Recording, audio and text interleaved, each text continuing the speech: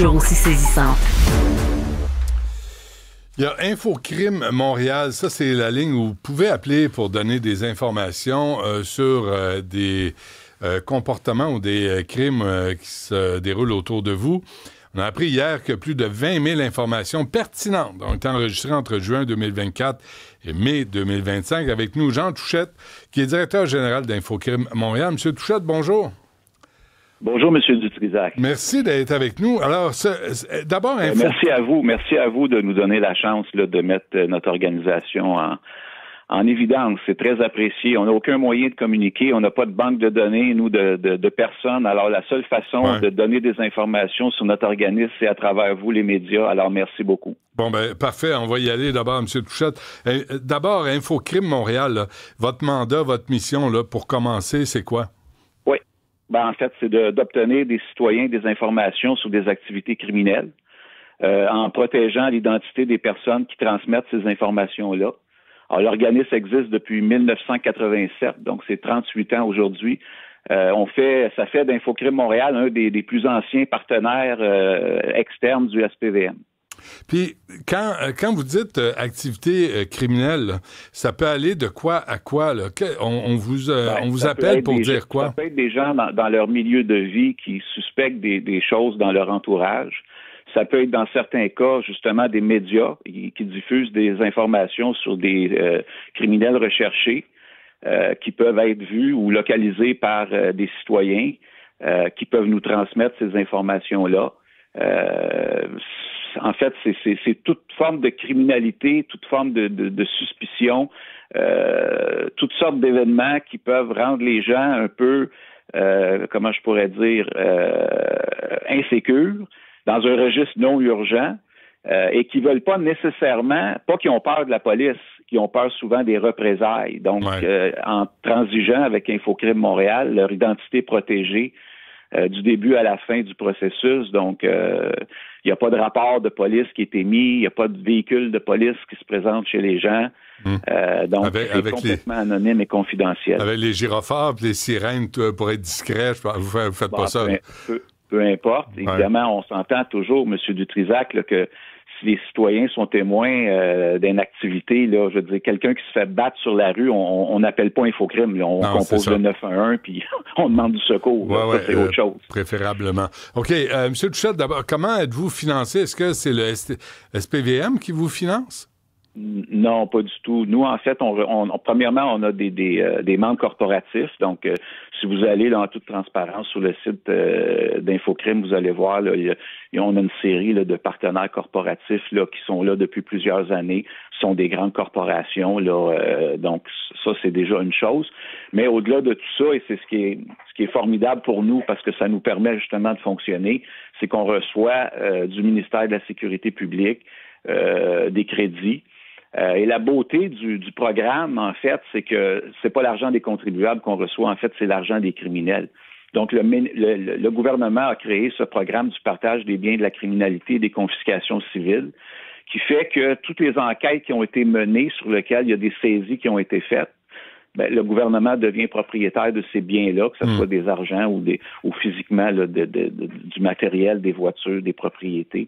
Puis à la fin de l'exercice financier du gouvernement au 31 mars, on fait une comptabilité de tout ça. On redistribue, en fait, on m'exclut, là, le gouvernement remet aux corps de police qui ont mené les enquêtes les montants qui ont été saisis. Et en amont de ce partage-là, par décret, Infocrime Montréal reçoit un montant pour opérer et notre homologue provincial également, là, parce que faut comprendre là, qu'au Québec, il y a Infocrime Montréal et Échec au crime. Échec au crime est en fait la même chose que nous, là, mais pour tout le reste de la province. Donc, nous, Infocrime Montréal, on dessert le territoire du SPVM. Là, vous êtes plusieurs à Infocrime Montréal? Pardon? Vous êtes plusieurs? Plusieurs. À Infocrime Montréal, vous êtes combien à travailler là? Il y a un conseil d'administration de 18 personnes. Donc, encore là, si vous allez sur le site d'Infocrime, vous aurez la chance de voir les personnes qui constituent tous ces gens-là. Non, mais il y a des gens qui prennent les appels, qui prennent les signalements? Oui, évidemment, là, il y a des spécialistes qui prennent les appels, exactement. Oui. Là, je lisais, M. Touchette, la majorité des signalements à Infocrime Montréal ont été réalisés de manière électronique, 16 000 sur 20 000 interactions.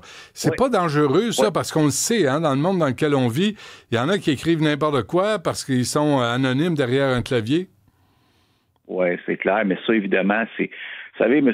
Dutrisac, encore là, en toute transparence, quand on parle premièrement, on fait référence là dans les communiqués qu'on a émis, puis hier à la conférence de presse, c'est 20 000 interactions. Donc, interaction, là, il y a des choses, il y a de la redondance dans certains cas. Il y a, comme vous dites, des fois, des choses qui n'ont aucune valeur. OK? On va se dire les vraies affaires. Donc, il y a des gens qui font des signalements, là, que ils écrivent n'importe quoi. Donc, mais ça, c'est comptabilisé. Ça, c'est comme toute organisation. Même au 911, à la fin de l'année, on a comptabilisé 1,5 million. Je dis n'importe quoi. Là, on a un chiffre d'appels. Sur ces appels-là, il y a des appels raccrochés. Il y a des choses qui ont... nous, c'est la même chose. On a 20 000 interactions. Sur ça, on a évidemment, et ça fait partie, comme on dit, du métier, là. On a des choses qui n'ont pas de valeur, puis on se console avec toutes les informations qui ont de la valeur, et heureusement, ça, c'est ça qui fait qu'on est encore là après 38 ans. Là.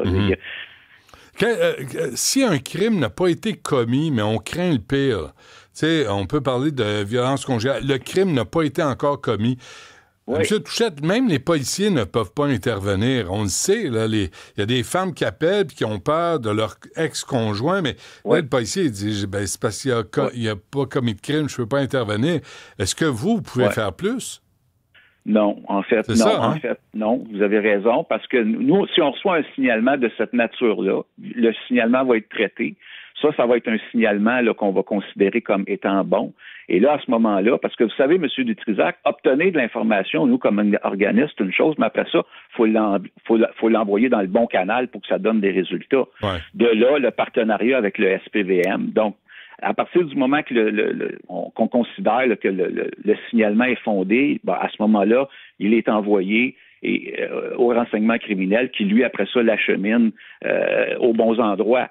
Maintenant, comme la même façon, à juste titre, comme si quelqu'un aussi appelle, comme vous dites, là, même au 911, si vous appelez, puis vous dénoncez quelque chose vous parlez de quelque chose qui n'est pas arrivé, ben là, c'est sûr que là, on s'embarque dans un autre registre. Là, il faut déclencher enquête, puis là, il y a un processus, là, vous savez. Et nous, c'est la même chose. Il y a des fois des citoyens vont nous faire un signalement, admettons, des incivilités dans un parc, possibilité de transaction de stupéfiants à une adresse précise.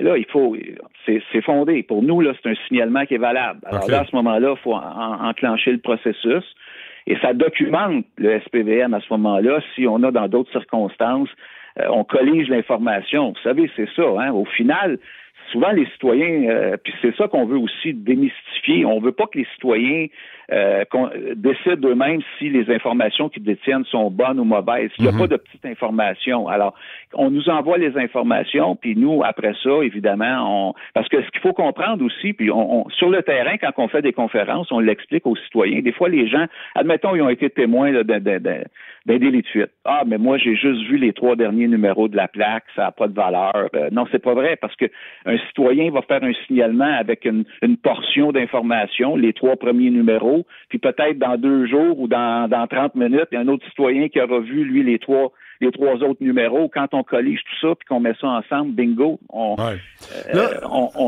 quelque chose d'intéressant. Et les enquêtes, c'est ça. Hein? Au final, c'est tous des petits morceaux de puzzle. Puis tant que le dernier morceau n'est pas placé, ben c'est pas terminé. Oui. On comprend aussi, M. Touchette, là, que la récompense, je comprends bien, là, passe de 3 000 à 5 000 $. Est-ce que le nombre de dénonciations est lié au montant de la récompense? Est-ce que c'est vraiment un incitatif? Ben, on le sait pas. Puis là, c'est pour ça que là, on l'augmente, parce que, comme on a dit hier, en toute transparence, l'année dernière, pour la période là, dont vous faites référence, là, dont on a fait le bilan, on a eu une récompense versée seulement. Donc, clairement, nous, la conclusion qu'on fait, c'est que les citoyens de Montréal qui font des signalements, parce que, comme je vous dis, il y en a une tonne, là, s'attendent pas à rien en retour. Ils font leur devoir de citoyen, puis ça s'arrête là. Il y en a qui refusent la récompense? On a décidé... Pardon? Il y en a qui refusent la récompense? C'est pas qu'ils refusent, c'est qu'ils la demandent pas, tout simplement. OK, mais comment ça marche? Là? Une fois qu'on appelle, c'est un appel pertinent. Oui, alors voici comment ça fonctionne. On appelle au 514-393-1133 ou on fait le signalement à travers le formulaire de signalement sécurisé en ligne disponible sur notre site. Quand le citoyen a terminé de faire son signalement, que ce soit par téléphone ou électroniquement, il reçoit un numéro séquentiel. C'est la seule façon d'assurer le suivi pour avoir une récompense. Il n'y a aucun autre critère. Les gens n'ont pas à s'identifier d'aucune façon. Il n'y a rien à faire. C'est juste le numéro. Et là, une fois que le signalement a été fait, bon, là, évidemment, le travail commence de notre côté. Puis, par la suite, le citoyen qui voudrait obtenir sa récompense rappelle au 514-393-1133. Et là, avec son numéro, va être capable de faire un suivi sur le signalement qui a été fait et s'il y en a découlé arrestation dans le signalement qui a été fait. Et là, il faut comprendre une chose. Dans certains cas, on fait un signalement, la police ne débarquera pas le lendemain là, pour aller faire l'arrestation. Donc, il peut y avoir des délais.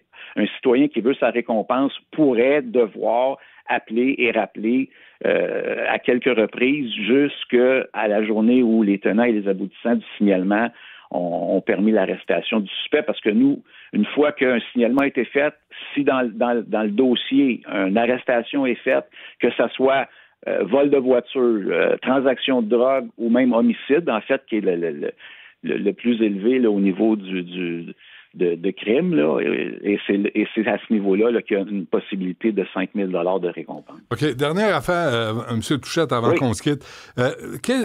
Pourquoi appeler Infocrime Montréal plutôt que le 911?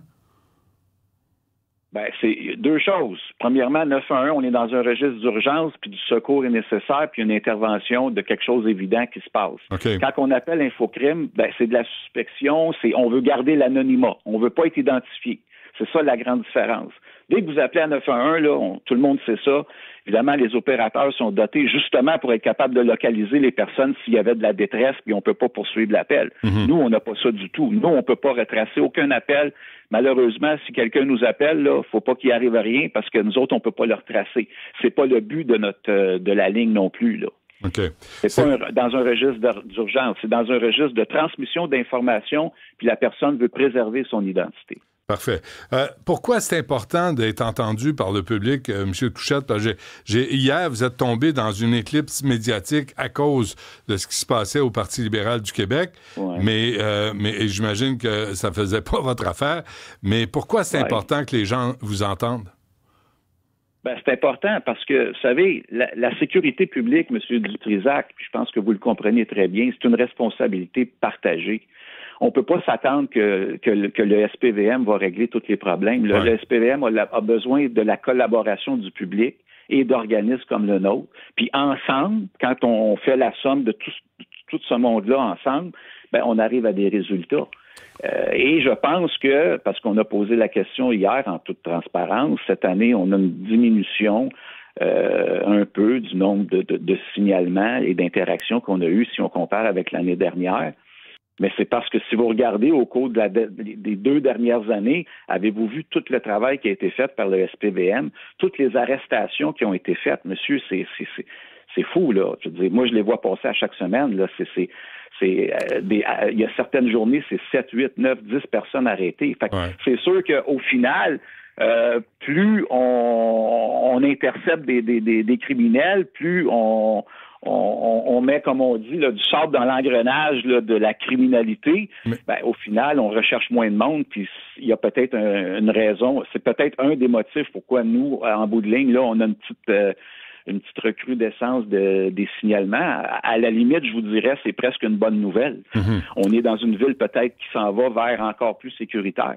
Et c'est le but de l'objectif. Ça fait 38 ans qu'on travaille pour ça. Il faut qu'on se quitte absolument, là, mais je veux juste dire aux gens, là, un mot, là, si vos adolescents, là, si ont des couteaux, des machettes, appelez Infocrime Montréal, si vous êtes à Montréal, évidemment. Là. Si on est en banlieue, est-ce qu'on peut vous appeler pareil? Ben écoutez, nous, là, il n'y a aucune information là, qui tombera entre deux chaises. Ça veut dire que si nous, on reçoit une information qui ne concerne pas le territoire du SPVM, nous, on va l'envoyer à échec au crime, puis notre partenaire, notre homologue, va s'assurer, lui, de le diffuser à travers les corps de police qui seraient concernés par l'événement. Il n'y a rien qui se perd. On ne veut pas nécessairement engorger nos canaux de transmission avec des choses qui ne nous concernent pas, mais au final, je vous dirais qu'il n'y a rien qui va se perdre. Là. Puis merci c'est un bel exemple que vous donnez à la population. C'est une problématique là, avec les jeunes. Et si les parents, vous savez, malheureusement, souvent les parents sont les derniers au courant de ce qui se passe avec leurs ados là, à certains égards. Et si on a des doutes, il faut le transmettre parce que ça peut éviter des catastrophes. Il y a des jeunes dont la vie à 15-16 ans est ruinée en partant. Imaginez-vous quelle catastrophe pour toute une famille. On se laisse là-dessus. Directeur général d'Infocrime Montréal, Jean Touchette. Merci. Bonne chance. Merci, M. Dutrisac. Bonne journée.